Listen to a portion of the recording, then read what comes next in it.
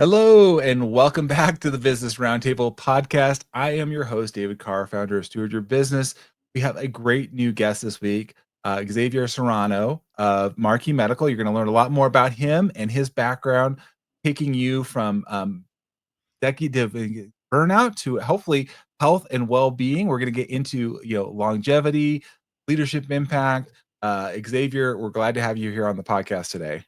Yeah, thank you so much for having me. It's an honor to be here. Yeah, no, it's great. This is a topic we haven't covered a lot, actually, or really much at all. We've talked about health in the past, but not what we're going to get into today about longevity and a kind of a strategic way of approaching it, and a little different than maybe folks have heard before. And I'm again excited to have you here because, as you know, I'm all about bringing people together to accomplish great things, and you're one of those gentlemen that are in that space of helping people live healthier, more vibrant lives. And so before we get into the meat of it today, like I say on the podcast, I'd love to hear your journey, Xavier, a little bit for our listeners here, your journey as founder and CEO of Marqi Medical. Why did you get into Marqi Medical? Why are you doing the things that you're doing in the place of health and well-being and longevity? If you could just take us back a little bit of your journey as a business owner and leader. Yeah, so I've been in the health insurance industry, really healthcare for the last 20 years, the last 2 decades. Mm-hmm. And really what I've been seeing is just a lot of healthcare letting people down, letting my family members down, my colleagues, a lot of clients.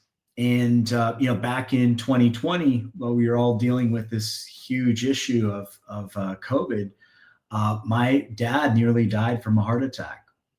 And what was very troubling for me is that he's someone that I always looked up to. He's over 7 years of age, low body fat percentage, high muscle mass, eats well. I mean, if you were to be like, hey, what do I want to look like when I'm 70? You'd put a picture of him and be like, I want to look like that guy, right? Like he's a healthy individual, muscular, looks like he eats well, exercises, all the above. But yet, despite seeing his doctor regularly, he had a widowmaker heart attack. He had a very low probability of surviving it. And it was sort of a wake-up call as to, I'm not doing enough to drive the change that I want to see in the world, to see the change in healthcare. A lot of my friends have told me several times in the past decade saying, hey, Xavier, you're a smart guy. Like, can't you do something about it and fix this? And at first I laughed, but I think when you start hearing that, several times over, you're like, well, you know what? It's not one person saying it. Maybe I am just crazy enough to take this thing on. So that's what I did. I did that in 2021.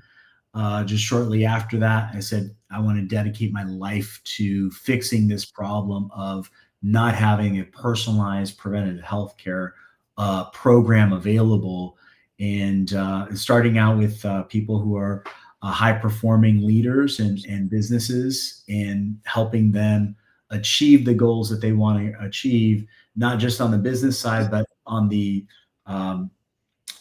mental health and performance, chronic disease prevention side as well.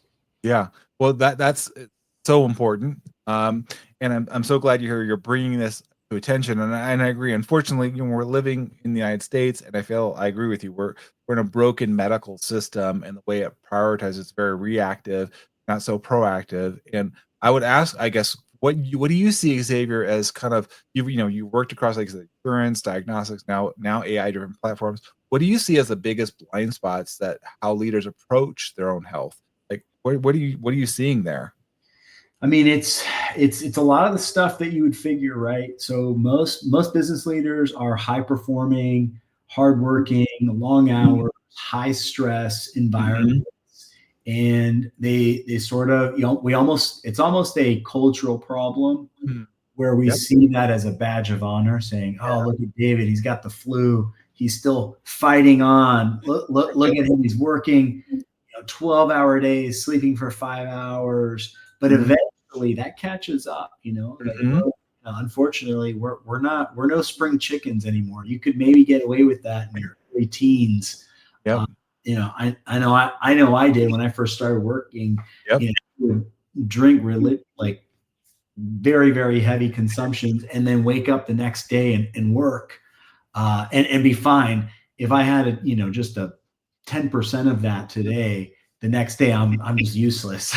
Yeah. So Right. bodies are constantly changing. We're constantly adding pressures, adding workloads, and this is a stat that's very important. Is that executives are 5 times more likely to die from a stress-related illness. Wow.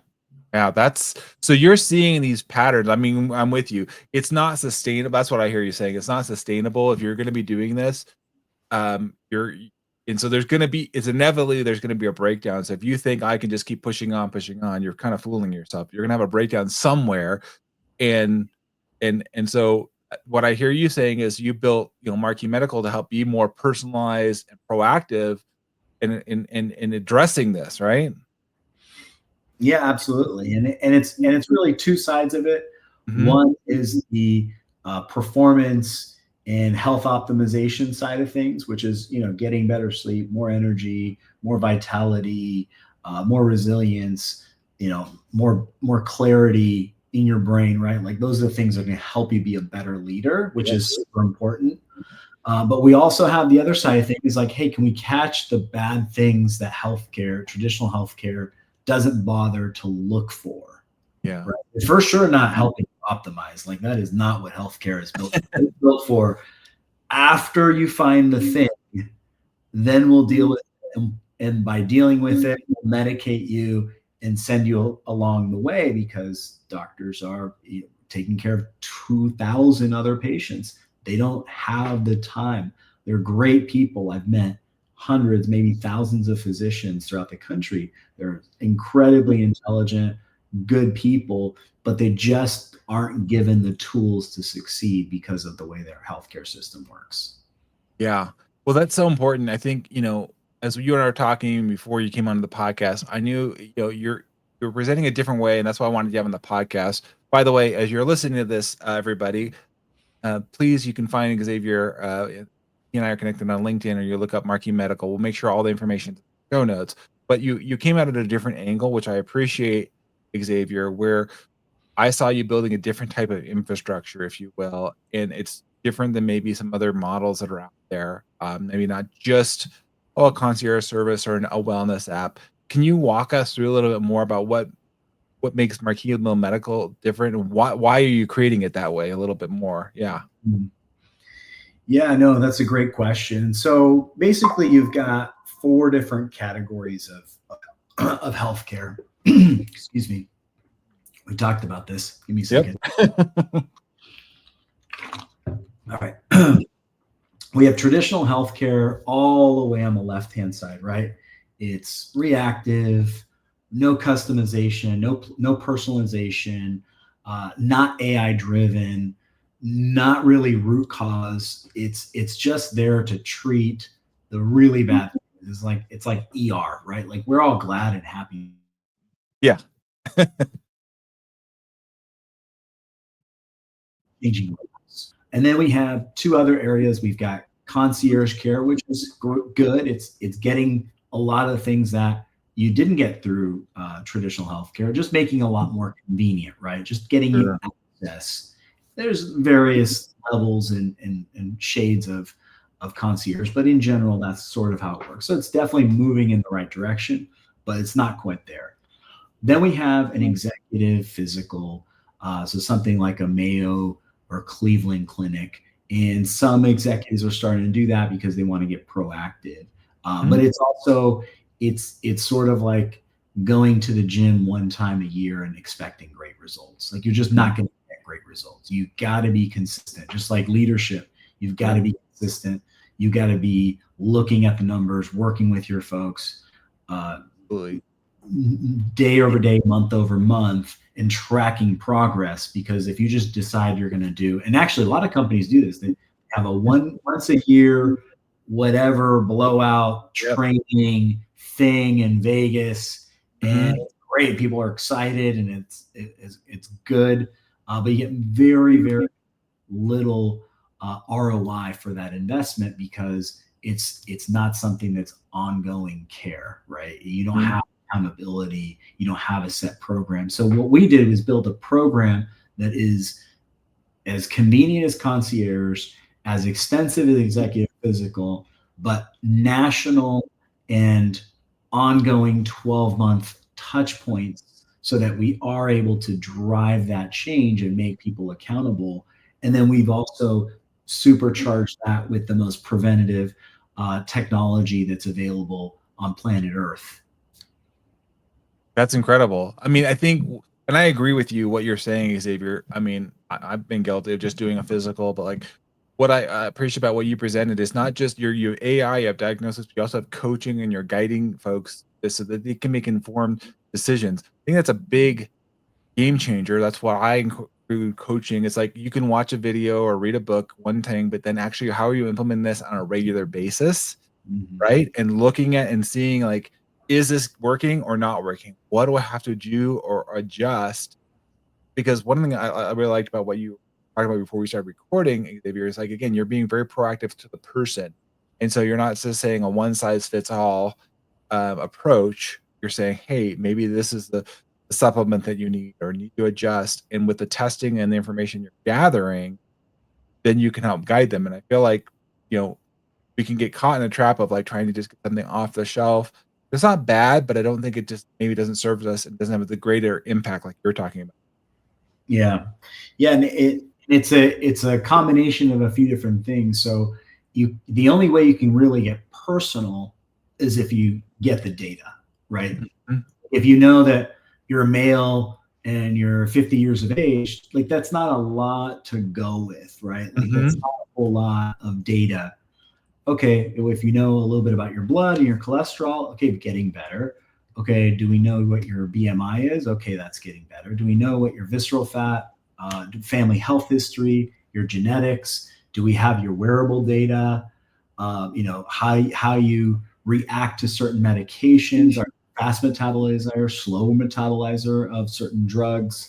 Now we're getting very customized. How are you sleeping? Are you a full rested 7-8 hours? How long are you in sleep? Are you getting a lot of deep sleep? Are you getting at least 35-45%? Or are you getting a few minutes a day? And all these things matter because as we getting back to the business case of it, getting back to all this cortisol, all this stress, all these big decisions that we have to make. Well, do you want to have something where you have a clear mind, you're rested and focused, or are you going to be reactive and non-level headed?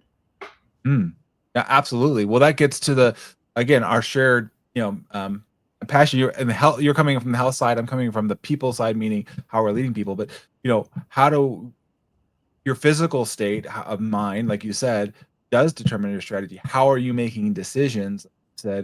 I remember reading this one book about if we're taking a lot of sugar and we're making short-term decisions versus long-term decisions, for example. So how, as you've been working with folks, Xavier, in this now, you've been doing this for a number of years. How have you seen leaders shift when they make their health central? Or maybe they was on the fringe, but now they're being more intentional to how they show up in their whether it's in their physical life, but I'm sure you're probably seeing it how it shows up in other areas. What have you seen as folks now shift and make that priority? Yeah, something that someone I'm thinking about right now, top of my head, and what's great is we have a couple of things that we help this individual with. So it's a CFO of a small life science company. Her name is Sally, and she was actually, again, someone who you would think would be the model of health, right? So she's a marathon runner, eats well. She mostly came because she actually wanted to biohack and figure out how to optimize her health.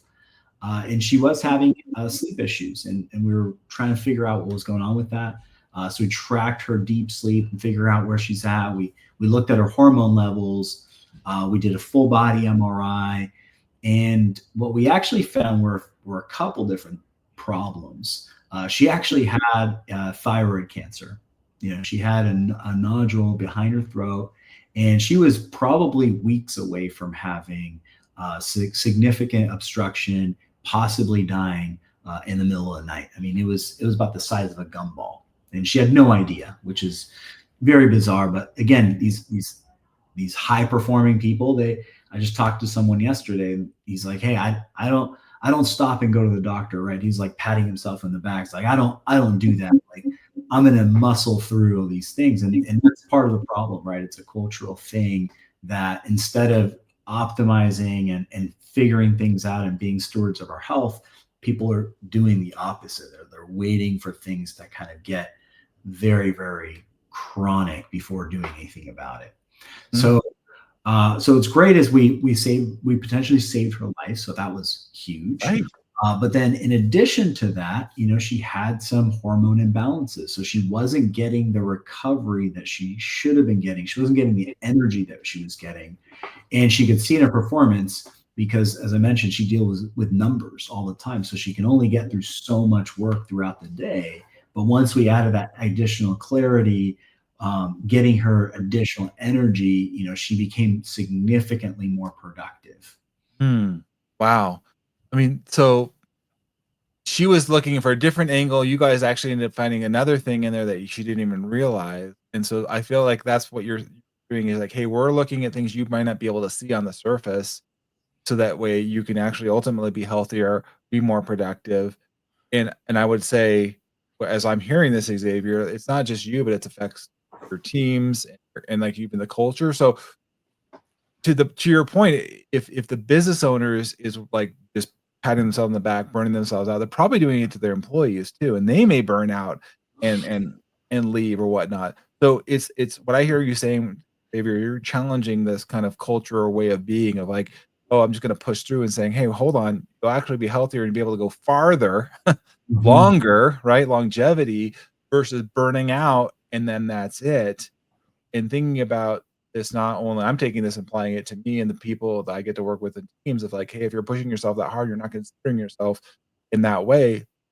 Your employees are going to feel that too. So if you're going to flip it around, flip the script, what you're saying is like, hey, why don't you prioritize health and well-being and investing in that, in being proactive versus reactive? I feel like that's going to ripple through the company. Yeah, and it shows up in a lot of different ways, right? Like if you're doing the things, prioritizing your health, have a clear level head when you're meeting with your team and leading in a certain way, you're going to lead differently. So I had a great workout this morning. I had a very difficult conversation with one of my team members.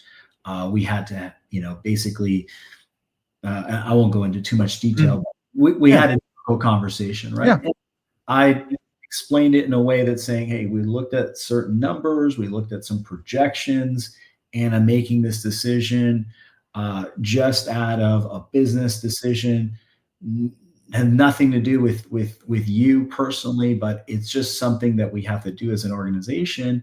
And I explained it in a certain way, and I probably about 2 years ago, I probably would have stressed out a lot about that conversation. It would have been a high anxiety, and I probably was like a oh wow, that's a big difference. It was, and it's I would have like lost sleep over it, would have gone back and forth, just a lot of different things. But I've just learned through regulation of my hormones, regulation of my cortisol, my sleep, and just being a better leader and getting that exercise that I need.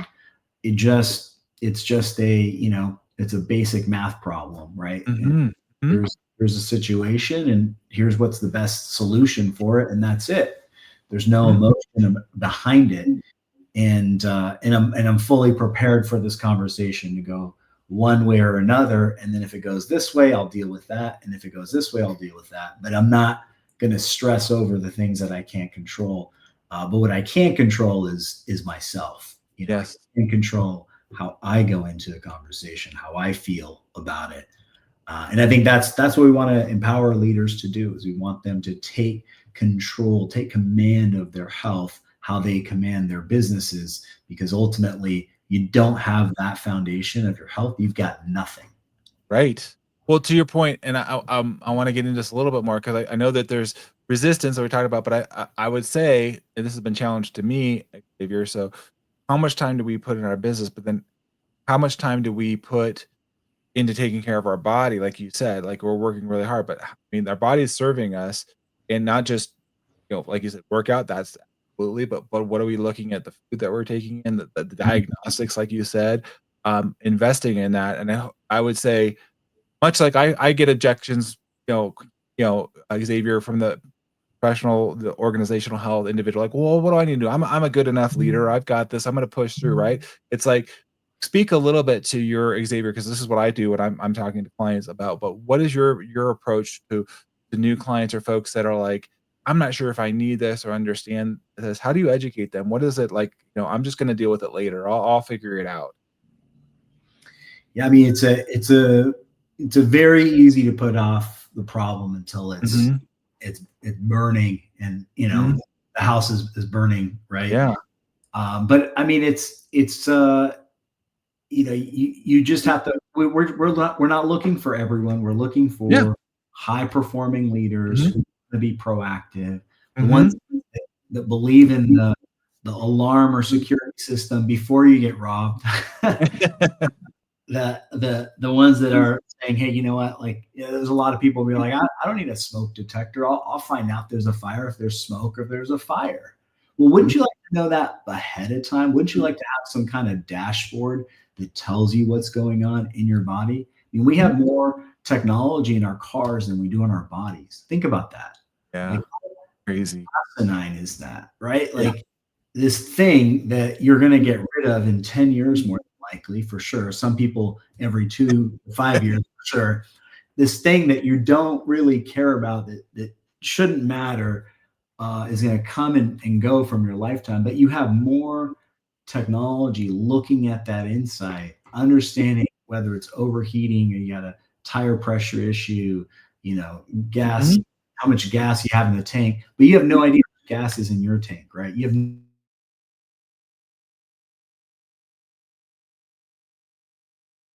Oh, we froze there for a minute, Xavier. Hold on. We're going to bring you back here. There you go. Oh, you froze for a minute. Say again. It's okay.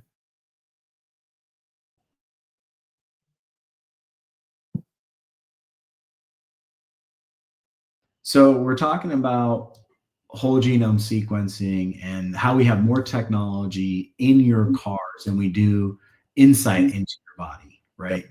Yep. And it's very easy for people to do this, but most people, I think it's actually more of they just don't know it exists. Like they don't know.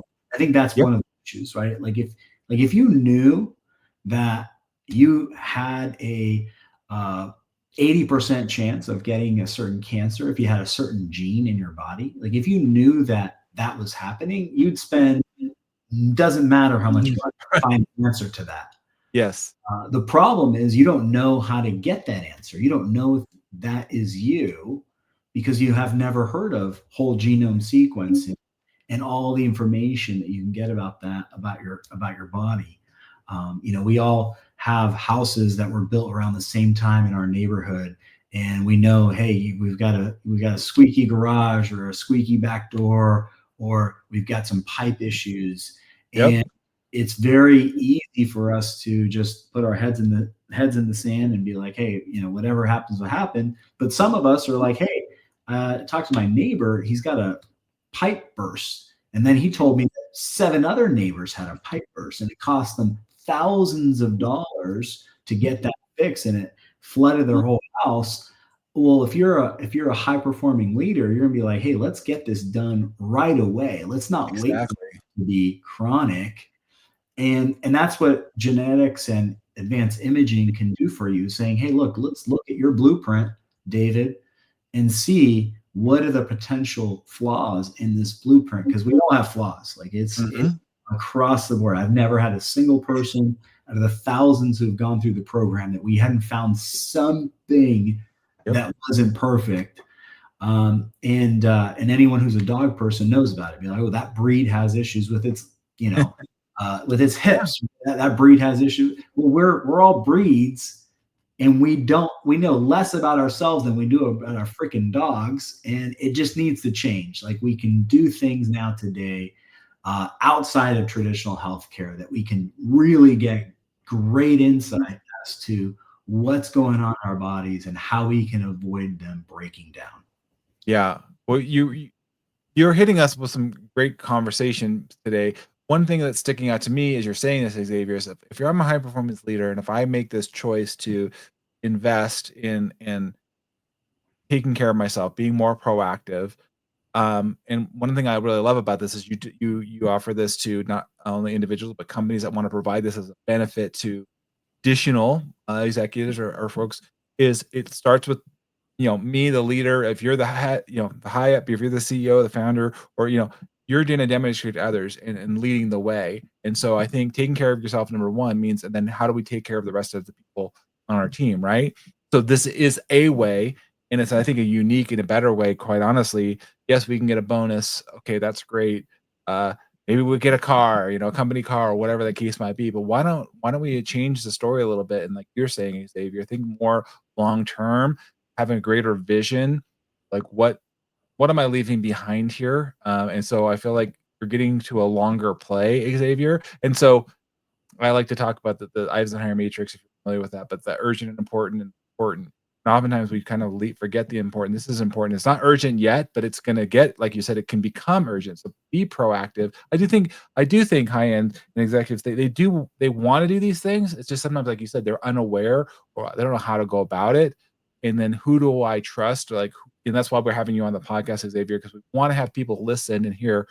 I'm a give before you get model. Like, here, listen, take it in, and see if this feels right. And if you want to learn more, obviously, Xavier, we're going to give your links and connect with you, because I think I see, Xavier, you're what you're doing is really not just disruptive, but is deeply human. It's restoring dignity and the possibility of how leaders approach their own health. And I'm really grateful that you're here and sharing this, because again, I don't think a lot of people understand. They're just like, well, I just go into the system and maybe I learn, maybe there's concierge, maybe I've gotten some exposure to that.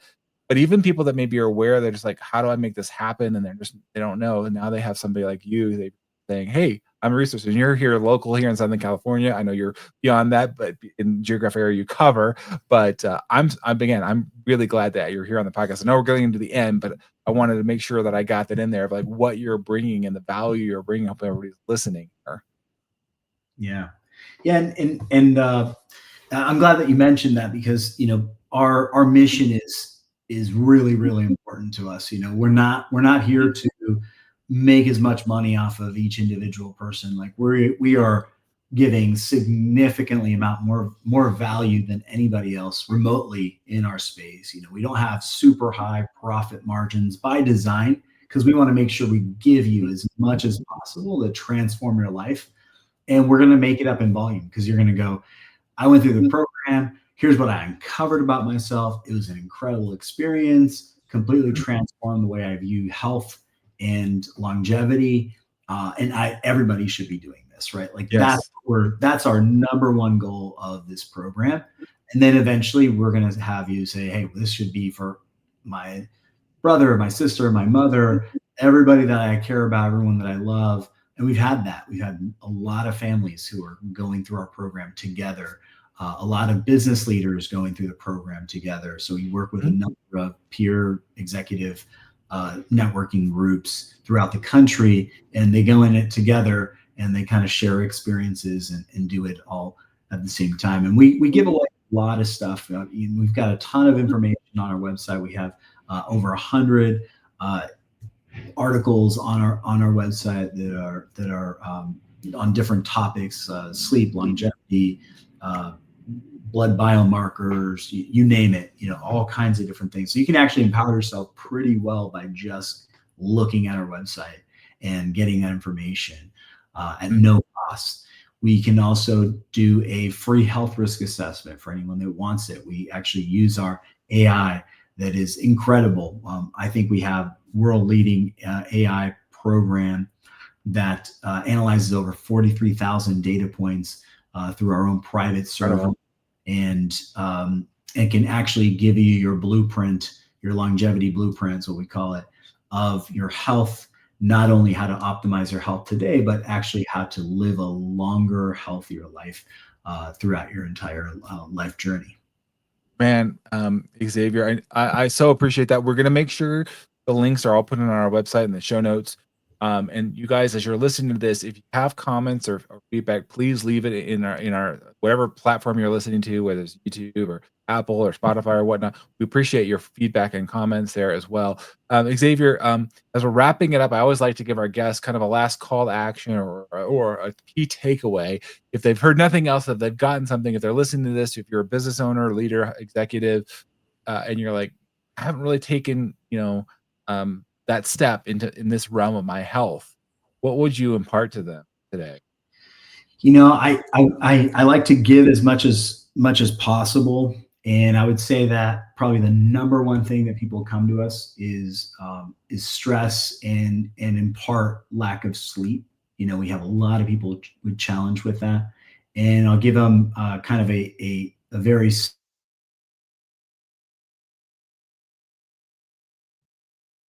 Oh, hold on. so anyone can remember that. 3 hours before bed, that's your last meal.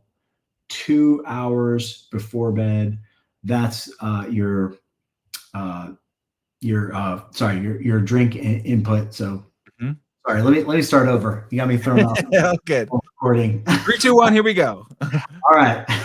So 3, 2, 1. It's all you, if you forget everything that we talked about, I think this will probably help about 90% of people listening through this, because most people that go through our program have a great deal of stress, have a great deal of trouble going to sleep. So 3 hours before bed, that's your last meal. 2 hours before bed, that's your last time you have water or anything to drink. And 1 hour before bed, that's when you cut off all electronics. And the last one is really important because a lot of people are like addicted to their phones, Oh, yeah.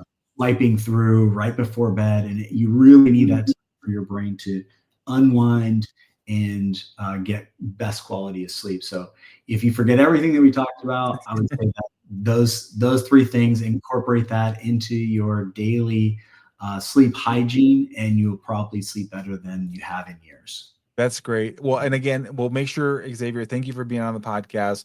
We'll make sure all of the notes are there. And again, you guys, there's so much resources there. Marqi Medical, go check it out. Thanks again for being here on the podcast, Xavier. I appreciate it. This is so much fun. I really appreciate you putting this together. Absolutely. Thanks everybody for joining us. Of course, like and subscribe. We always appreciate you following. Share this podcast if you found it helpful, useful. We of course love having you along the journey. If you're interested in joining us on the podcast, well, please contact me. And again, take care, be well. Until next time, everybody, thanks for listening. Bye now.